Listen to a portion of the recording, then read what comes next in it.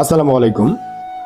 অনেক প্রিয় ভাই অথবা অনেক প্রিয় বোন প্রশ্ন করেছেন যে আইবিএস বা ইরিটেবল বাউল সিনড্রোম এই রোগের কি কি লক্ষণ বা কি ধরনের লক্ষণের উপর ভিত্তি করে আমি বুঝবো যে আমার আইবিএস। তো আইবিএস মূলত উত্তেজনাজনিত অন্ত্রের রোগ। এটি মূলত দীর্ঘমেয়াদী পরিপাকতন্ত্রের একটি সমস্যা।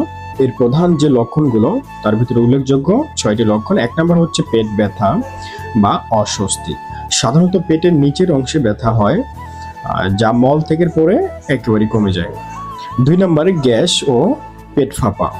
3 নম্বর ডায়রিয়া বা পাতলা পায়খানা বা 4 নম্বর কোষ্ঠকাঠিন্য। তো অনেক সময় কোষ্ঠকাঠিন্য হতে পারে, অনেক সময় পাতলা পায়খানা হতে পারে। এটা হচ্ছে আইবিএস এর গুরুত্বপূর্ণ একটি লক্ষণ। এবং রেস্টে থাকলে পেট ভুটভাট শব্দ করবে বা করতে পারে, অনেক ব্যক্তি হিসেবে পার্থক্য হতে পারে। 5 নম্বর মলের ধরনের পরিবর্তন হতে পারে, কখনো শক্ত, কখনো নরম বা কখনো পাতলা, এরকমটা হতে পারে। এবং কখনো সম্পূর্ণ বা কখনো অসম্পূর্ণ মলত্যাগের অনুভূতি হয়।